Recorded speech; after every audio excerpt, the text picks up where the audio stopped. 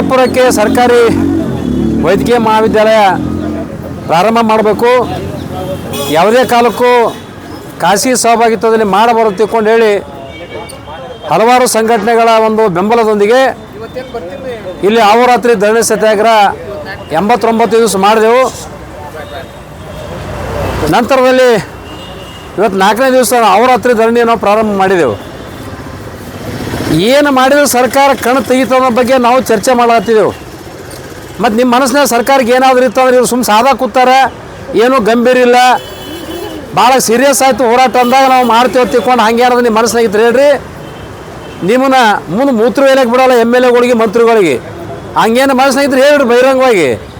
ಇಲ್ಲ ಕೂತವ್ರೆ ಒಂದು 20 ಜನ ಅದಾರ, 30 ಜನ ಅದಾರ, 20-30 ಜನ ಕೂತ್ರು ಮಾಡಂಗಿಲ್ಲ, ಸಾವಿರಾರು ಜನ ಬೇಕಂದ್ರೆ ಹೇಳ್ರಿ, ಸಾವಿರಾರು ಜನನೂ ತರ್ತೇವೆ. ಯಾಕಂದ್ರೆ ನಿಮಗೆ ನಾಚಿಕೆ ಮಾನ ಮರ್ಯಾದೆ ಎಲ್ಲ ಬಿಟ್ಟಿರಿ ನೀವು.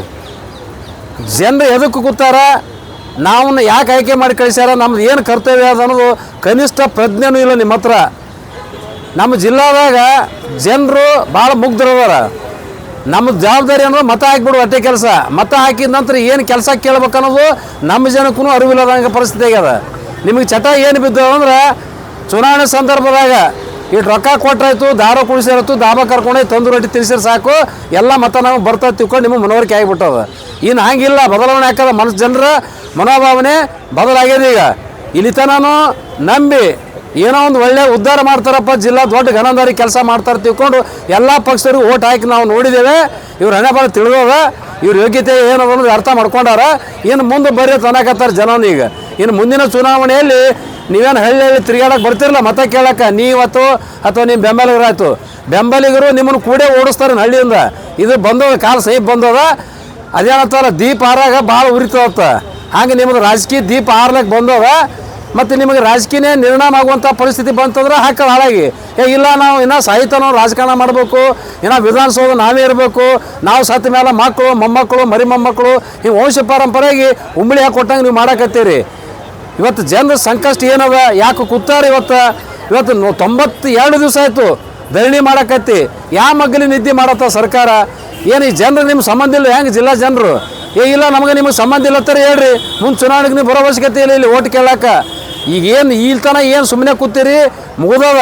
ಇನ್ನಾದರೂ ಗಾಢ ನಿದ್ರೆಯಿಂದ ಎಚ್ಚೆತ್ತುಕೊಂಡು ಏನು ಸರ್ಕಾರ ಕೋಮದಾಗದೋ, ಏನು ನಮ್ಮ ಜಿಲ್ಲಾದಲ್ಲಿ ಇರ್ತಕ್ಕಂಥ 8 ಜನ ಶಾಸಕರ ಪೈಕಿ 2 ಸಚಿವರು ಉಳಿದಂಥ ಶಾಸಕರು ಏನು ನೀವು ಕೋಮದಾಗದಿರೋ ನಮ್ಗೆ ಅರ್ಥ ಆಗೋಲ್ಲಾಗ್ಯದ. ಮತ್ತು ನಿಮಗೆ ಎಚ್ಚರ ಮಾಡ್ಬೇಕಾದ್ರೆ ಒಳ್ಳೆ ಔಷಧಿ ಕೊಡ್ತೇವೆ ನಿಮಗೆ ಎಚ್ಚರ ಆಗುವಂಥದ್ದು.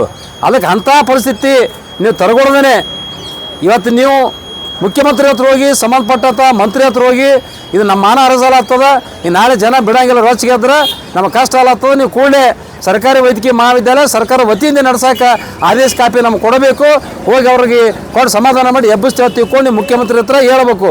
ಇಲ್ಲದೇ ಇದ್ರೆ ರಾಜಕೀಯ ಸಾಕಪ್ಪ, ಜನ ಚೀತು ಉಗುಳಾಕತ್ತಾರ, ನಮಗೆ ನಾಯಿಕಿತ ಹಚ್ಚಿ ಕಡೆ ಮಾಡ್ಯಾರ, ನಮಗೆಲ್ಲ ಮರ್ಯಾದೆ ಆಗ್ಯದ, ಸಾಕಪ್ಪ ನಮ್ಮ ಸಾಕು ಯಾವ ರಾಜಕೀಯ ಮಾಡಿ ತಿಳ್ಕೊಂಡು ಸಾಮೂಹಿಕ ರಾಜೀನಾಮೆ ಕೊಟ್ಟು ಎಲ್ಲರೂ ವಿಧಾನಸೌಧಕ್ಕೆ ನಮಸ್ಕಾರ ಮಾಡಿಕೊಂಡು ಹೊರಗೆ ಬರ್ರಿ.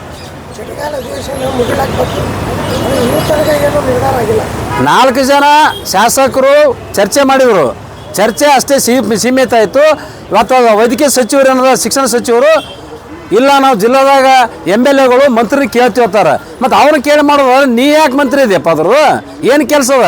ನೀವು ಸ್ವತಂತ್ರ ಅಧಿಕಾರ ಕೊಟ್ಟಾರ ನಿಮಗೆ ಮಂತ್ರಿ ತಿಳ್ಕೊಂಡು ವೈದ್ಯಕೀಯ ಶಿಕ್ಷಣ ಸಚಿವರು ಕೊಟ್ಟಾರ. ಮತ್ತೊಬ್ಬರಿಗೆ ಕೇಳಿ ಮಾಡೋದ್ರ ಆ ಹುದ್ದೆ ಇರ್ಲಿಕ್ಕೆ ನೀವು ಅಯೋಗ್ಯರಿದ್ದೀರಿ, ರಾಜೀನಾಮೆ ಕೊಟ್ಬಿಡ್ರಿ.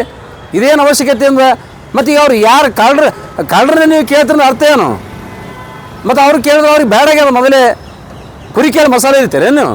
ಅದೆಲ್ಲ ನಮ್ಗೆ ಹೇಳೋ ಅವಶ್ಯಕತೆ ಇಲ್ಲ. ನಿಮಗೇನು ಅಧಿಕಾರ ಕೊಟ್ಟಲ್ಲ, ಮುಖ್ಯಮಂತ್ರಿ ಜೊತೆ ಮಾತಾಡಿ ಕೇವಲ ಒಂದು 100 ಕೋಟಿ ರೂಪಾಯಿ ಮುಗಿದು ಹೋಗ್ತದ. ಅಲ್ಲಿಪ್ಪ PPP ನಾವು ಕೈ ಬಿಡ್ತೇವೆ, ಸರ್ಕಾರ ವೇದಿಕೆ ಮಾಡಿದಾರೆ, ಸರ್ಕಾರ ವತಿಯಿಂದ ನಡೆಸ್ತೇವೆ ತಿಳ್ಕೊಂಡು ಘೋಷಣೆ ಮಾಡುವಂಥ ಕೆಲಸ ಮಾಡಿರಿ. ಇಲ್ಲ ಅಂತಂದ್ರೆ ಈಗ ನಾವು ತೀರ್ಮಾನ ತೊಗೊಂಡಿದ್ದೆವು, ಒಬ್ಬೊಬ್ಬ MLA ಮಂತ್ರಿಗಳು ಮುಂದೆ ನಿಮ್ಮ ಹತ್ರ ಕೂಡ ಬರ್ತದೆ. ನೀವಾಗ ನಮ್ಮ ಹೋರಾಟಗಾರರು ಮನೆ ಮುಂದೆ ಬಂದಿಕ್ಕಿಂದ ಅಲ್ಲೇ ನಾವು ಹೋಳಿ ಉಂಡಿ ಮಾಡ್ಬೇಕಾಗ್ತ ತಿಳ್ಕೊಂಡು ಎಚ್ಚರಿಕೆ ಕೊಡ್ತೇವೆ.